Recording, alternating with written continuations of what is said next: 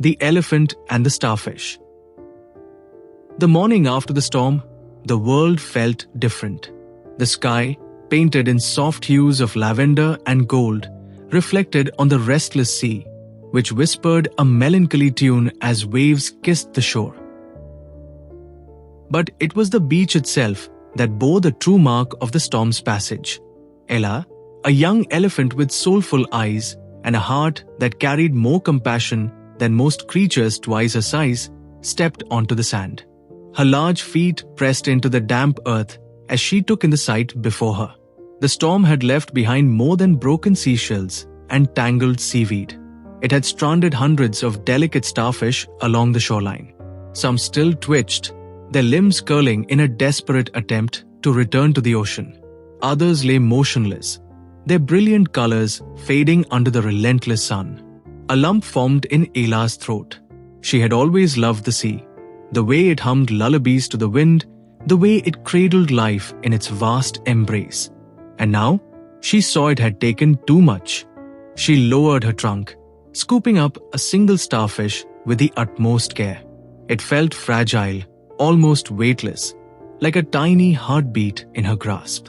Walking toward the water, she released it into the foamy tide and watched it disappear into the depths. A simple act, a quiet rescue. But it mattered. "Ella, what are you doing?" The voice came from Krabby, a small but feisty crimson crab, his beady eyes flickering between her and the vast stretch of stranded creatures. "I'm returning them home," she replied, picking up another starfish and carefully placing it in the water. Krabby scuttled closer, his claws clicking in agitation. "But look around you. There are too many.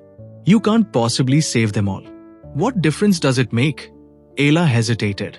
The truth of his words settled over her like a weight. The sheer number was overwhelming, an impossible task for one small elephant. But then, she looked down at the starfish in her trunk.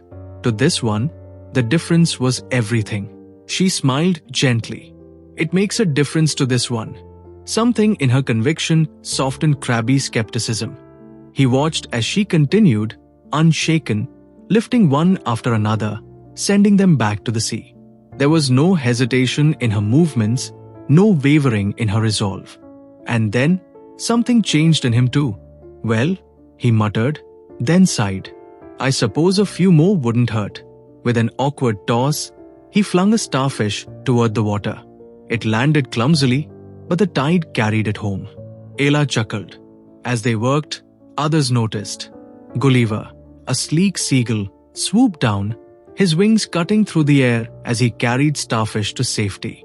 Tilly, a determined turtle, waddled from the dunes, using her sturdy flippers to nudge the stranded creatures back toward the tide. Benny, the swift beach mouse, darted across the sand, ferrying the smallest ones to safety. Soon, a symphony of movement unfolded, an unspoken understanding weaving them together in harmony. One by one, the creatures of the shore united in purpose. The day waned, the sky melting into shades of umber and rose. The ocean, once burdened by loss, now shimmered with quiet gratitude as the last of the rescued starfish slipped beneath its waves. Ella stepped back, taking in the transformed landscape. Krabby perched on her back, letting out a triumphant sigh. "We did it," Ella smiled, her heart swelling. "Yes, we did." As the first stars flickered into existence, a gentle breeze carried the sound of the waves, a whisper of thanks, a promise of return. That night, as Ella lay beneath the sky, surrounded by friends who had once been strangers, she knew one truth with certainty. Even the smallest act of kindness can create ripples of change. And together, those ripples could change the world.